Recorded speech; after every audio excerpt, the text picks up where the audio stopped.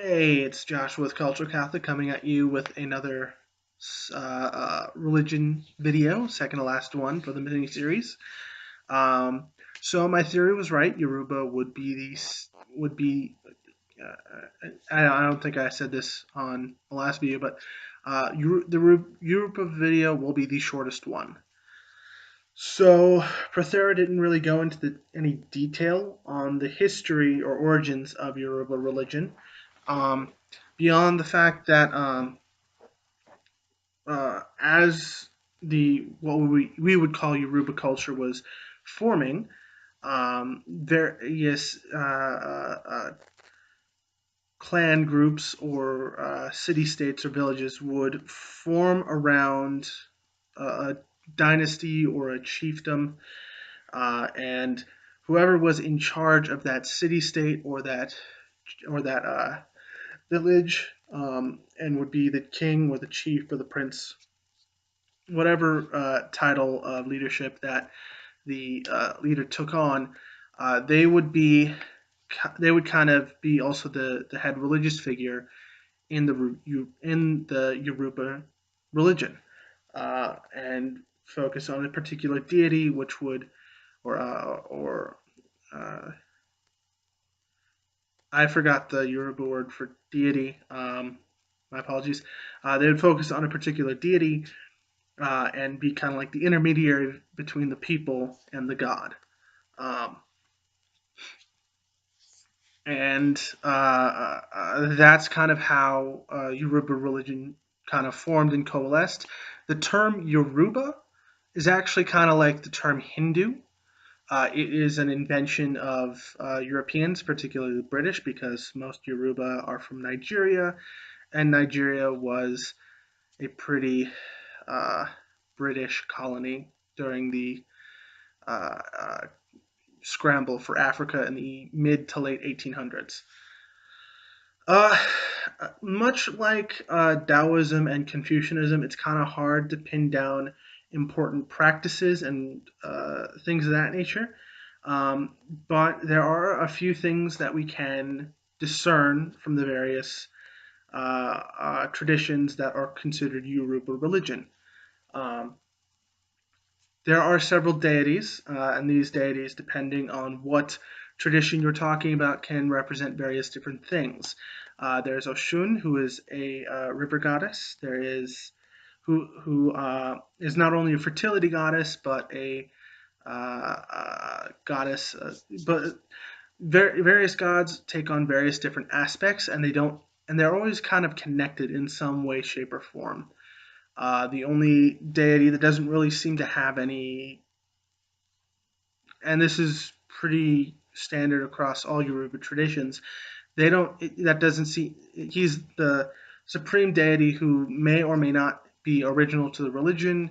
It's kind of a theory that he might be a creation to kind of modernize Yoruba religion to kind of get it similar to Christianity. Um, who was there at creation and doesn't really have any really thing associated with him in like as an aspects that is worshipped that is worshipped. He's kind of the only god that doesn't have any devotees, temples, or um,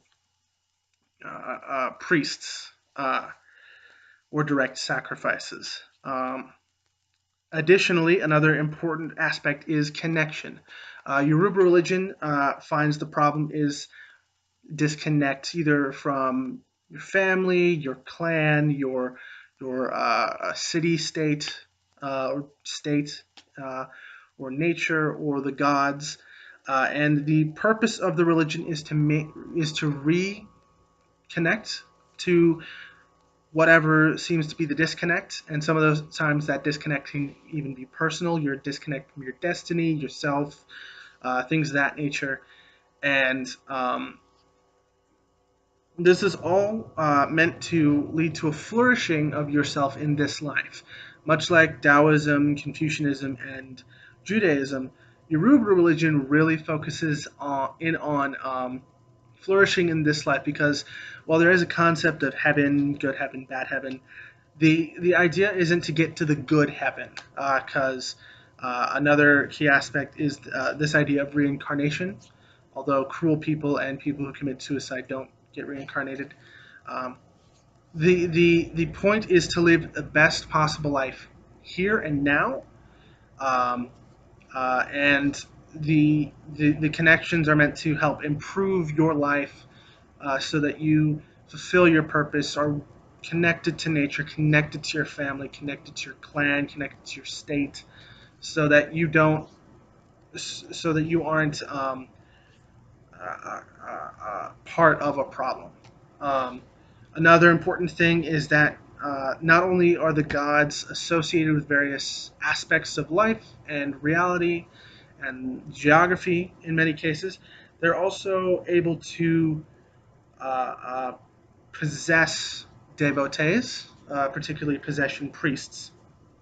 And this is a means to help, again, with connecting to the gods, because if you're uh, disconnected from the gods, that can cause harm to yourself, and it also causes harm to the gods. Um, Now, this is a pre-literate tradition. It many traditions, it formed, but unlike the Middle Eastern traditions, Chinese traditions that we've been talking about, this tradition did not write anything down. Um, it's largely an oral tradition with the various myths and teachings associated with it, passed down from generation to generation orally. Um, so we don't really have any sacred texts or important parts that are, or important books that teach us what is important to the religion. And much like Hinduism, it's very elastic and takes in um, parts of traditions that it comes into contact with. For instance, in Africa, it came into contact with Christianity and Islam, and it brought in and it allowed traditions to come into there. So a lot of Yoruba religion practitioners could also attend church on Sunday, and then on Monday go to a diviner. A diviner is someone who helps with maintaining connections between you and the gods. They're a mediator, and they divine through use of either a chain or palm nuts. Um, or in the case of Yoruba tradition practitioners in the New World, Native American and indigenous peoples' traditions would seep into theirs. Now, when it comes to splits, Yoruba tradition split largely because of slavery. Like I said, Yoruba people are native to Nigeria, Benin, and various parts of Western Africa, which was a prime location for slavers back during the slave trade up until the 1850s and 60s. Um, and so the tradition already was fairly secretive in its practice, but because of slavery, it became even more secretive because a lot of masters, especially in America, uh, prohibited the practicing of traditional African religions. Um,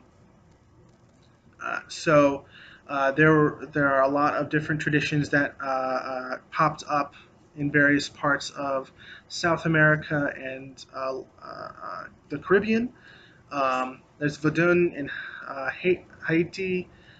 There's Caramba in uh, Brazil. There's Santorini in Cuba.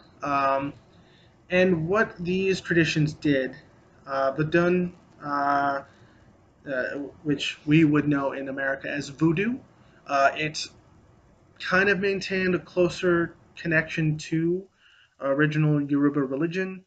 Um, but the ones in Cuba, in Brazil, they morphed the gods to kind of um, uh, uh, look to take on the visage and names of Christian, particularly Catholic saints. Um, so a lot of these traditional African names, E- Eshu, Elegba, various gods of with those names. Oshun became Saint George, Saint Barbara, and their traditional associations were maintained, but they were changed to, again, Catholic saint names. Additionally, divining, which is an important means to communicate with one of the gods to maintain connections, that was simplified simply because transitioning over the Atlantic and over the successive generations that these individuals were separated from their traditional homelands, the priests of the various gods. Unfortunately, they're unable to remember a lot of the traditions, and ultimately they form new ones that are a little bit simpler. And instead of having a particular shrine in a particular city or region or uh, uh, uh, natural feature, temples tended to have all of the gods that were at least remembered. In Nigeria, there are hundreds, if not thousands, of gods, whereas in the New World, it's going to be a few dozen. Um, which brings us to Yoruba religion today. A lot of the New World versions are there are practitioners who are trying to kind of bring it back to the old ways. Reconnect it to the traditional way, renaming the gods to their original names, adding back to the gods, increasing the complexity of the divining. Um, However, there is a little resistance to that because they've been doing this for hundreds of years now, and tradition can be kind of hard to change. However, Yoruba religion is not as resistant to change as, say, Christianity or Islam. Additionally, the numbers are kind of hard to pin down.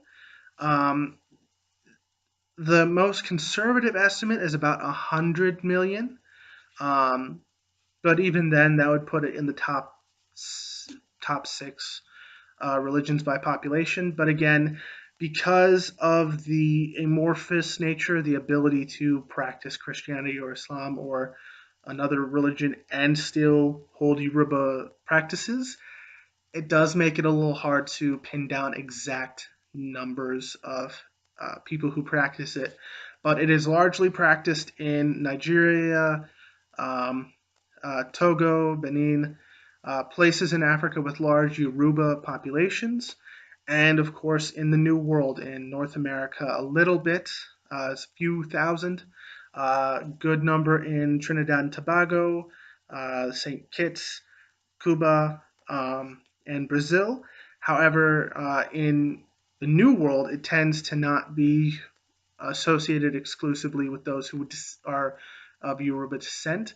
For instance, in Cuba, both black and white individuals can be Yoruba practitioners.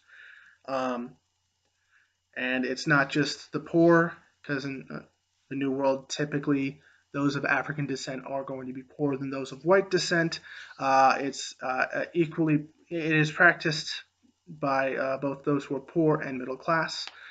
Um, so yeah, that is Yoruba religion, which is the only African tradition in the book. Um, Prothero brings up this point that a lot of traditions that don't have a writing and don't have their traditions written down are considered pre-literate, uh, uh, primordial religions, and they're typically all lumped together, even though the various different traditions that are lumped together are very much as dynamic and as unique as each and every of the major world religions. So next week is atheism, and then it will be the end of the mini series on religion. This is Josh with Cultural Catholic signing off.